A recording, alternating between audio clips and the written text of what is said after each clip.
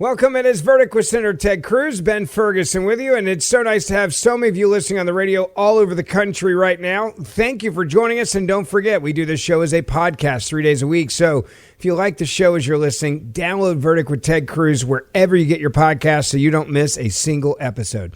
Senator, we've got a lot to talk about on today's show, including another one that is a big warning for America. Watch the money, and where Democrats are spending it right now is they're now trying to affect the court system altogether. Well, that's exactly right. Major left-wing groups are putting serious money behind pushing jury nullification, trying to convince jurors not to enforce the criminal laws, essentially to allow left-wing violent protesters to get away with violent assault and not face any consequences. We're going to explain exactly what they're doing and why it matters, how it's the latest iteration of the left's effort to abolish the police and how it's fundamentally dangerous and contrary to rule of law. We're also going to talk about a fairly amazing story. Tucker Carlson flew to Israel. He was there for like 14 seconds, stepped foot on the ground, ran away screaming. He did interview Mike Huckabee. I'm sure we will see that shortly. But then he amazingly claimed that Israel detained him, and he sort of conjured up being thrown in a dungeon with leg irons.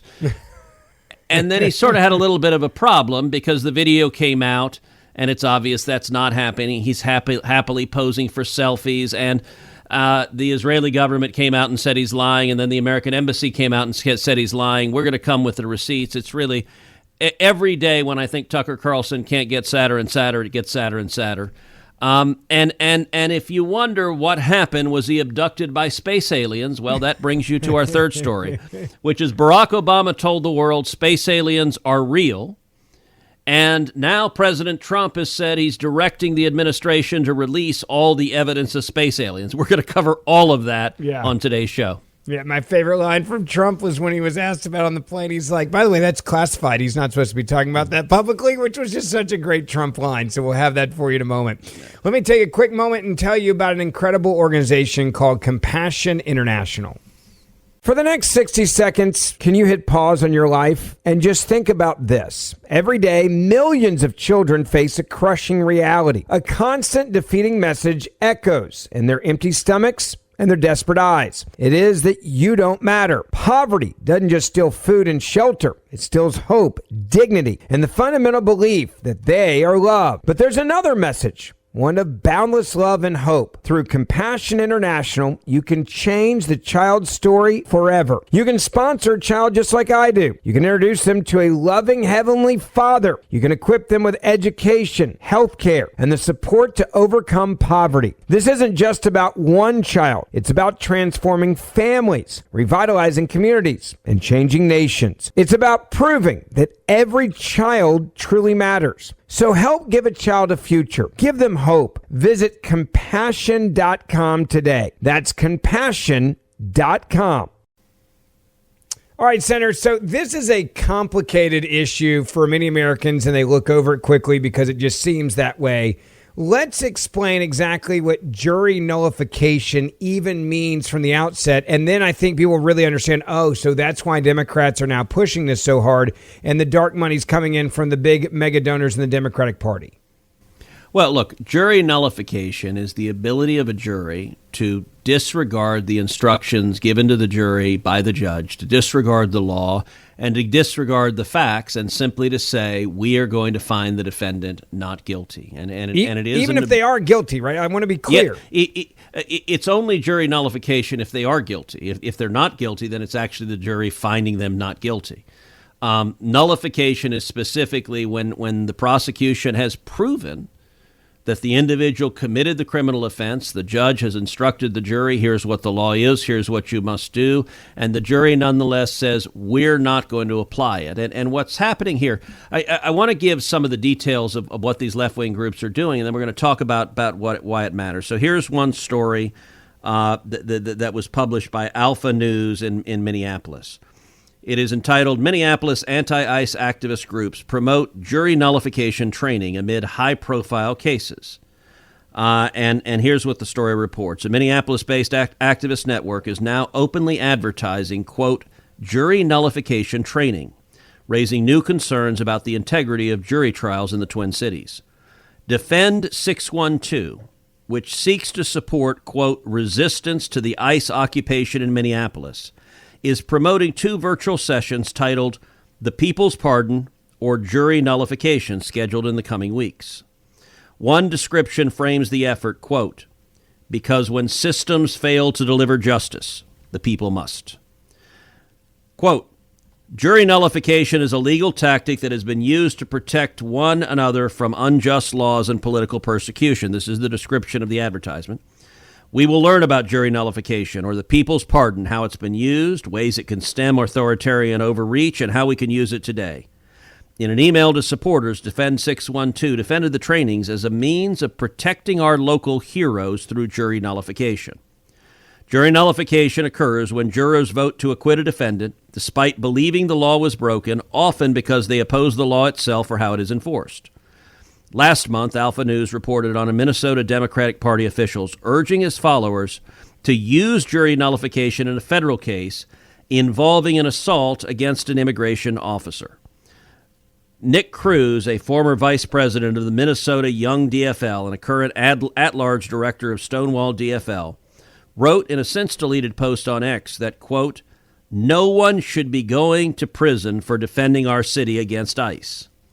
Cruz was referring to the federal case of Claire Louise Feng, who is accused of biting off the tip of a U.S. border agent's finger during a struggle in Minneapolis. So understand this. A federal law enforcement officer has the tip of his finger bitten off by an activist, and these lunatics are saying, don't convict the person who bit off part of his finger. By the way, you can see that picture on X. It went viral. They actually showed the baggie of the fingertip and the agent's finger. If you just want to see like how violent these attacks are, that went viral because people thought they were lying. And so then someone took the pictures like, okay, you think we're lying. Look at my finger that's missing. Here it is in a bag, and we're going to the hospital now. Just so you understand what they're up against with the left.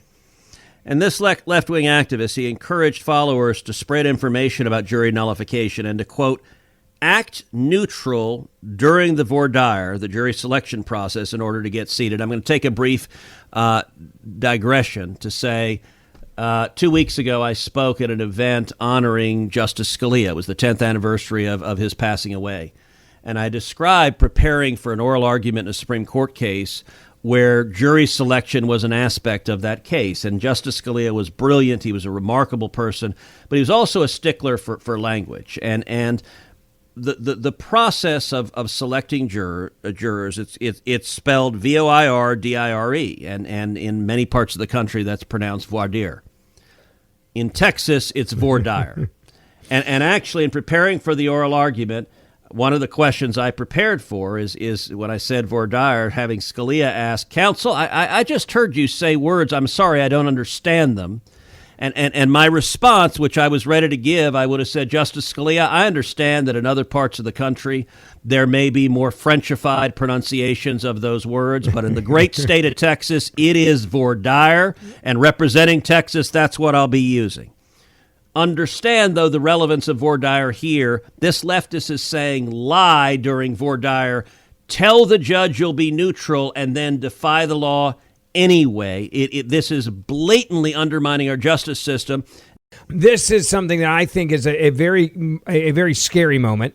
It is Democrats now putting big money behind the idea of advocating for juries to basically say, even if you have someone that has broken the law, if they've broken a law that you're in essence favor of, then just don't find them guilty, even though you're admitting they are guilty. And now the Democratic Party is like, let's do this. We're going to put real money behind it. And look, understand, jury nullification has always been part of the justice system. And so there are numerous examples in history. So, for example, in 1735, John Peter Zenger was tried in New York. He was charged with seditious libel for criticizing the royal governor of New York, William Cosby, in the New York Weekly Journal. And under English law, truth was not a defense, but the jury decided to acquit anyway. That was a very early example of jury nullification.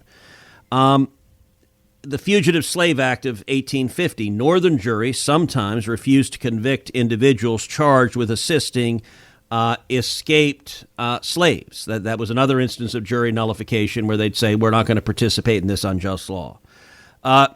There are really tragic and bigoted examples of jury nullification. For example, the Emmett Till murder trial in 1955, the defendants were quickly acquitted despite very significant evidence, and it was an all-white male jury that nullified. And it was simply racism. They weren't gonna hold the defendant guilty for murdering Emmett Till.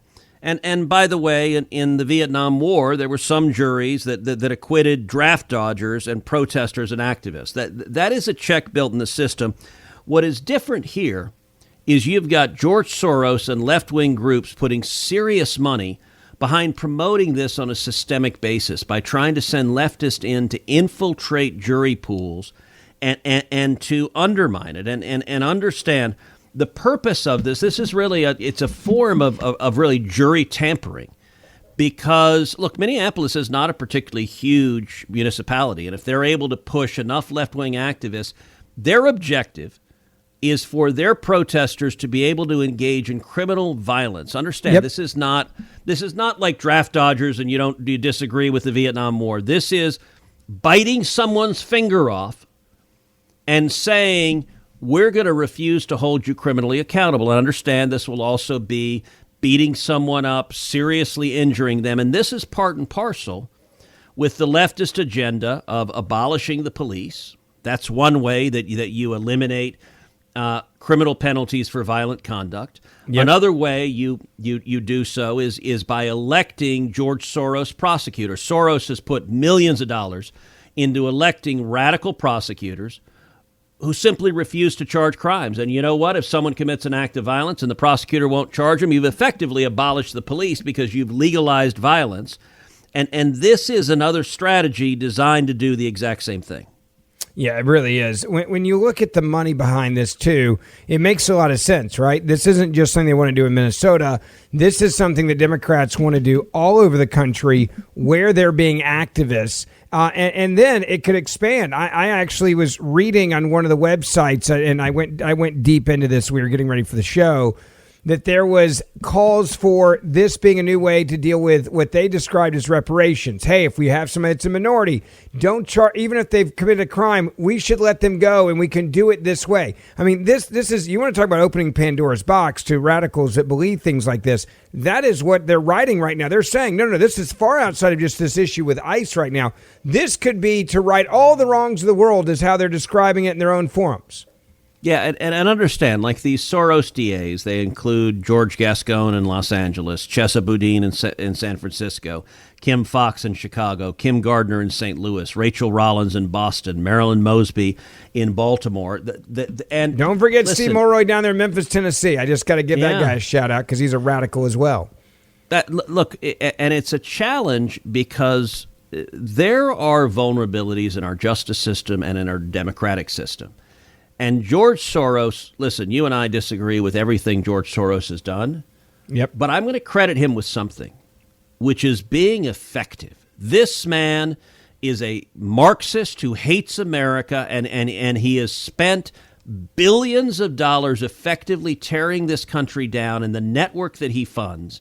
And much of it is done through dark money. It's done through 501c3s and C4s. And I actually have legislation that will help at least expose the billions of dollars that are going to tear down this country. But you look at electing DAs, it wasn't that long ago where a DA election was a fairly sleepy affair, where you'd have a couple of candidates and they both wanted to enforce the law. They'd both prosecute criminals. They'd lock up bad guys. Everyone agreed, if you're a murderer, you should be charged. You should be prosecuted. You should be convicted. You should go to jail. It was a popularity contest in essence, right? It was two of the same, but who has more friends? Right.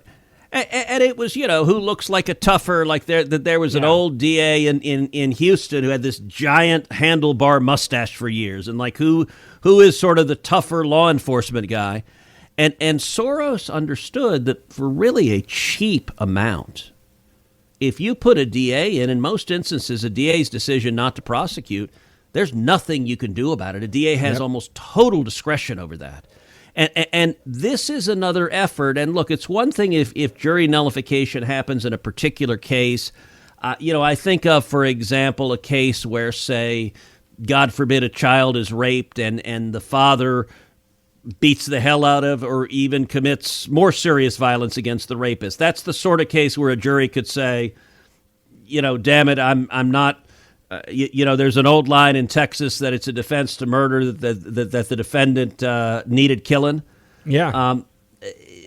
It's one thing for it to organically happen in a case of grotesque injustice, and that's built into the system. It is another thing when you have millions of dollars promoting people going into lie, like showing up with the purpose of, I'm here to get violent left-wing protesters off, to get them off scot-free. So it is effectively not a crime in this jurisdiction anymore to beat the hell out of a cop walking down the street, to bite the tip of their finger off, or to commit even more egregious acts of violence. This is dangerous, and this is Soros and the left wing exploiting vulnerabilities in our system and doing it systematically. All right, Senator, so it was a very interesting week. There was a big back and forth. I don't think it's an interview. I think it's a debate that had a lot of fanfare. It was Tucker Carlson going to Israel to have a sit down with the U.S. ambassador, dear friend of both of ours, Mike Huckabee.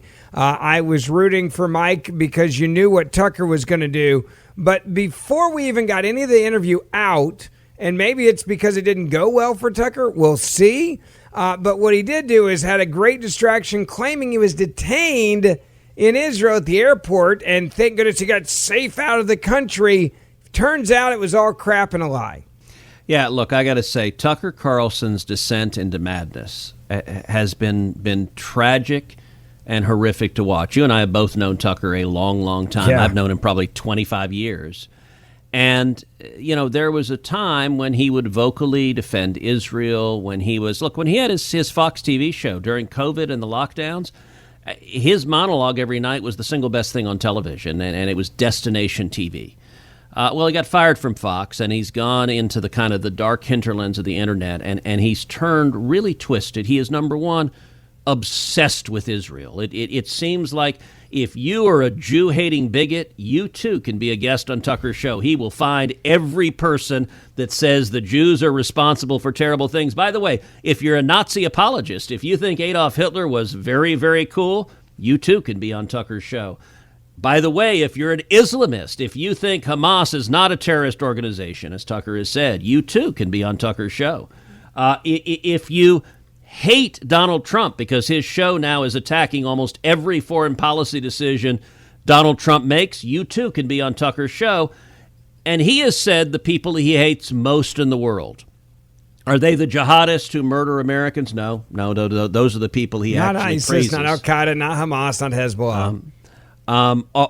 Who are they? They are Christian Zionists. He said there's no one on planet Earth. By the way, if you are A, Christian, and B, you believe Israel should exist. That's what it means to be a Zionist. A lot of the Jew haters, they're scared of actually admitting they're Jew haters. So instead of saying the word Jew, they say Zionist because they think that sounds scary. So much more like Zionist means should Israel exist. Yeah. I got to say, I am proudly a Zionist, and I'm proudly a Christian. And if you're a Christian and you believe the nation of Israel should exist, there are 57 Muslim countries in the world. If you think the Jewish people should have one country, just one. Mind you, the modern state of Israel was formed after the Holocaust, after the Nazis murdered over 6 million Jews in committing a genocide. And the phrase never again meant something, that there would be a homeland, that at least there would be one place for Jews to flee to. If you think Jews ought to exist, well, then Tucker hates you more than anybody else on planet Earth, and he's identified two people in particular that he hates the most, and that is Mike Huckabee and me. And so he went to interview Mike Huckabee. I'm sure they're fireworks. We'll see what happened in it. And he touched down. It was the most bizarre thing. He landed in Israel. He didn't leave the airport. So I guess the interview was at the airport. There were and it sounded like Christians- that's because he was afraid of his safety or something. Like he was trying to say, I don't feel safe in this country and I need to be able to leave at a moment's notice, so I'll only do the interview at the airport. Right.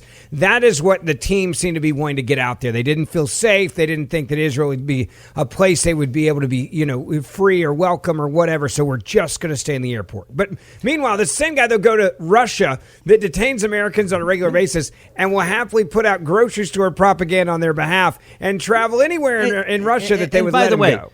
And by the way, interview Putin, interview the president of Iran. The president of Iran is actively trying to murder President Trump right now. And Tucker did an interview where he was practically rubbing his leg and gazing adoringly like a lovesick 16-year-old sucking soda straws with her crush at the soda fountain.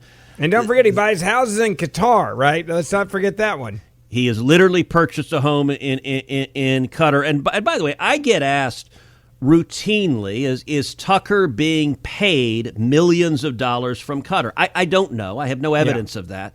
I will tell you it would explain an awful lot, because if you play what Tucker said on TV for years, and he's done an about face on everything, money would certainly explain an awful lot. I don't know why. I just know that he is attacking Israel and Jews every day. He is praising Islamists, and he is attacking capitalism. He's praised Mondami repeatedly. He's praised Maduro. I mean, it's a crazy descent. When he went to Israel, there were some Christians in Israel who said, come visit us. We'll show you that Christians are protected and prospering in Israel, that the people who are persecuting Christians are the Islamists who are persecuting Christians. He's focused on, well, Bethlehem, the Christian population is under assault. Well, that's true, because the Palestinian Authority is in charge of Bethlehem, not Israel. Yeah.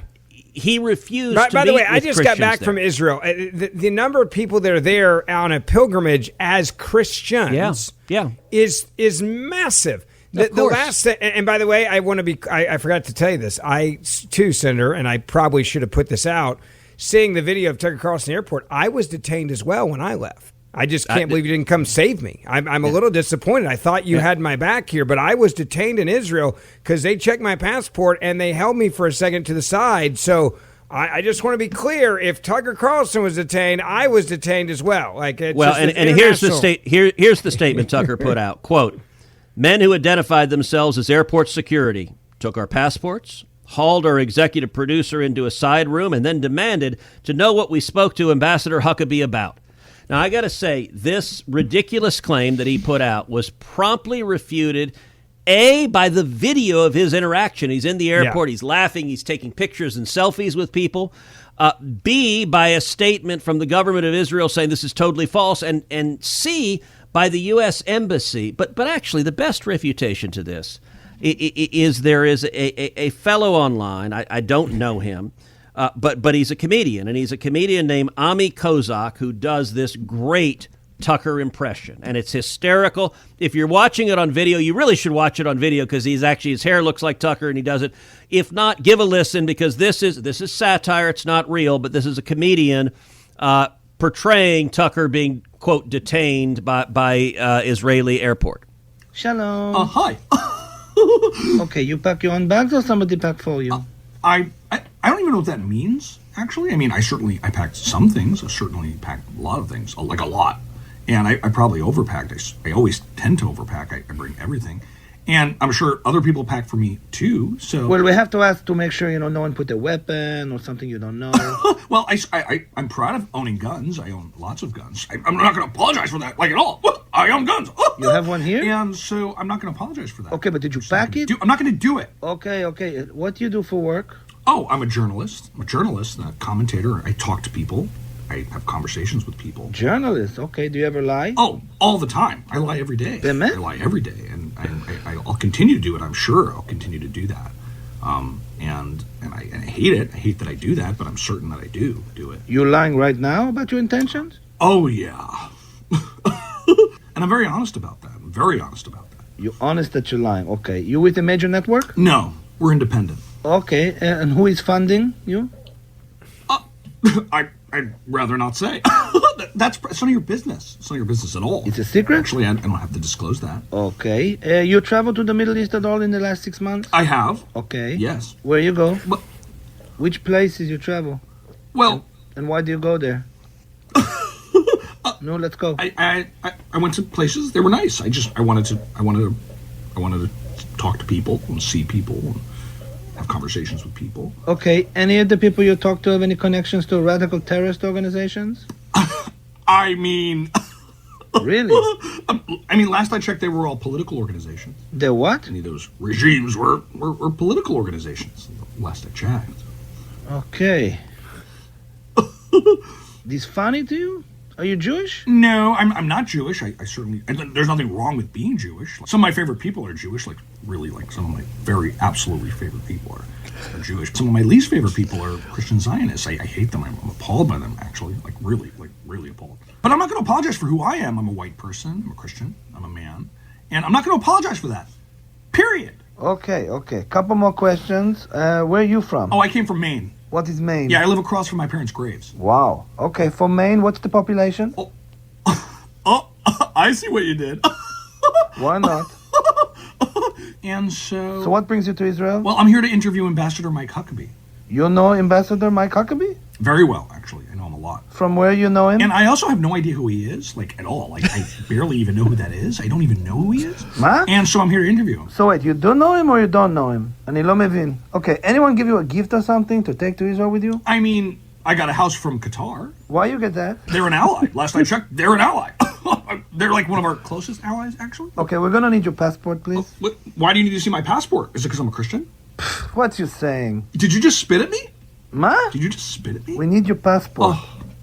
Your passport, please. Well, I'm certainly not going to give you my passport. I would never do that, at all. This is standard. Hey, I'll take you to a supervisor. No. They're detaining me. We Stop. just need a passport. Get off me. This is just like the demon. Ma? This is just like the demon. Hi, what? איזה משוגע. Look, I'm not sure that's satire. That might actually be real. All right, Senator. One other thing about Tucker, real quick. We played the satire, and it's amazing. That comedian, brilliant job. Yep. But this just blatant and clear lie. I think this is unfortunately what many Americans need to see to realize just how much Tucker Carlson is spinning things, and also just not being intellectually honest about Israel. Yeah, if you haven't watched the video that was put out, like it's a little bit amazing he would lie about being detained. Did it not occur to him that the interaction would be video that he's in everywhere. A customs office?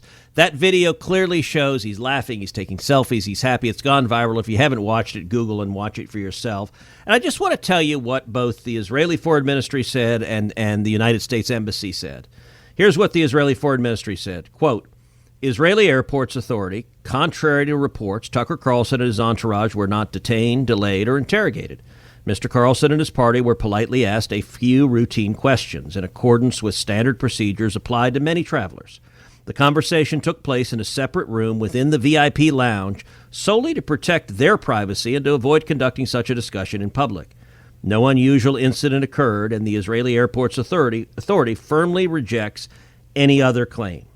And then here, I want to read the statement from the United States Embassy about this. And here's what the Daily Mail reported on this. Quote, a spokesperson for the U.S. Embassy in Israel denied that Carlson was detained and claimed that, quote, he received the same passport control questions that countless visitors to Israel, including Ambassador Huckabee and other diplomats, receive as part of the normal entrance and exit from Israel.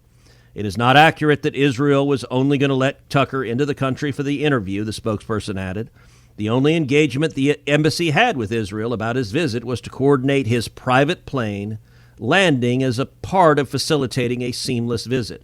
It was Tucker who chose to only come into the country for a few hours and depart.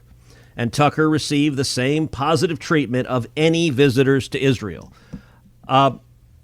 Look, if you lie to people and make an accusation that is false, I think it's reasonable to ask, why would he be lying? And the next question is, what else is he lying about? Yeah, I just want to know who paid for the plane. That private jet all the way to Israel? I'm just saying, that's pretty bougie. That's pretty bougie. I got a lot of questions. Well, and I got that's questions not the about that, Senator, and I got questions about aliens at the same time. I just want to be clear about that.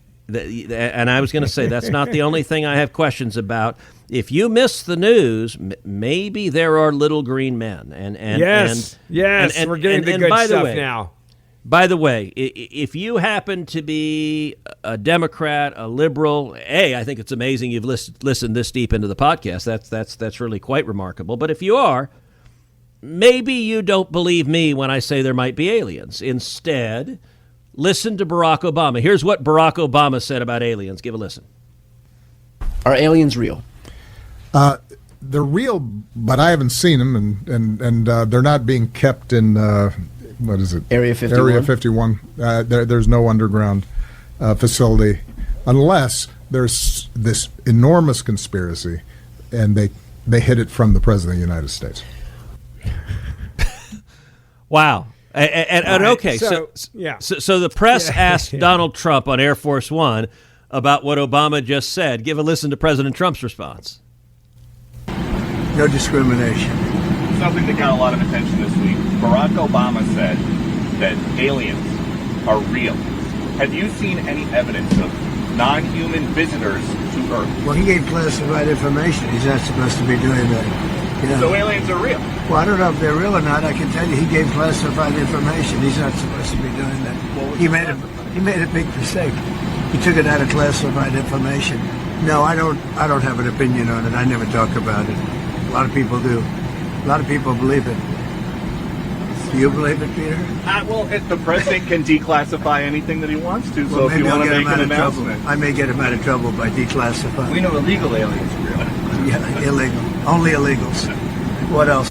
I love his response. It's like, well, he revealed classified information, so just say it. Like, let's just throw that out there.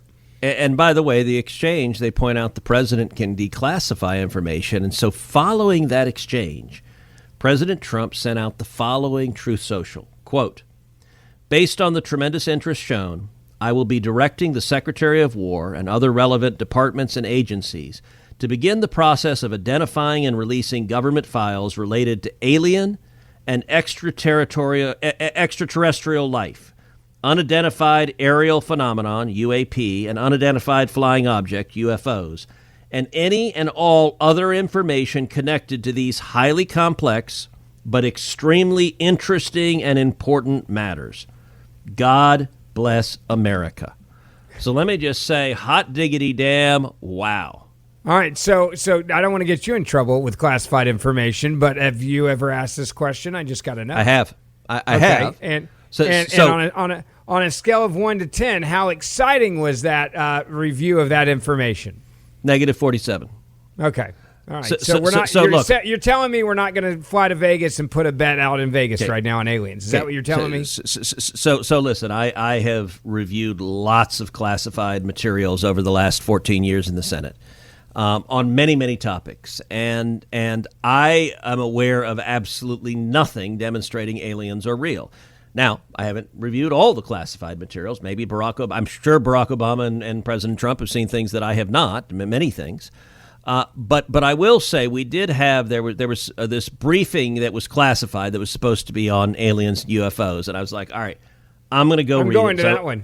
Yeah. So you go down to the skiff. The skiff is in the basement of the Capitol. I went in like behind the steel doors. I sat down eagerly to read it. All right, little green men, let's see what we find out. And I can't reveal anything, but I can tell you it was the most underwhelming nothing burger. I'm like, guys, why did you tell me there's a classified briefing that I read and it has like words, somebody saw something, not sure what it is, but something somewhere. Something somewhere. Something. So I've only had my life threatened, by the way, by one cabinet member, okay? It was sort of. So you know this, my mentor was John Ashcroft. Back in, this was got to be 2005, somewhere in there. We're at his farm, and we rode dirt bikes, and we were sitting having lunch. I was like, all right, I got to ask you. I was like, are there aliens? And he started dying laughing. He goes, I can't tell you, Ferguson.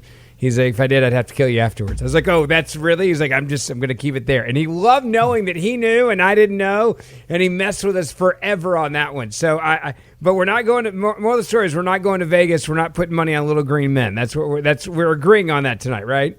Look, I've watched every Men in Black movie. I do believe them when they say Dennis Rodman was an alien. Listen, Okay. Elon Musk is so damn smart, he may be an alien. It's There's maybe, the headlines coming out of this show. Ted Cruz says Elon Musk may be an alien. But by the way, when like Elon has toured me around SpaceX, the phrase he uses repeatedly, he looks around and goes, "This is all alien technology." It actually would explain a lot of like the innovation he's done. But Amazing. I hope that the admin follows through on this. I'm actually excited about the president's directive. I want to know. I want to see the little green man. It's Verdict with Senator Ted Cruz. Ben Ferguson with you. We'll see you back here soon.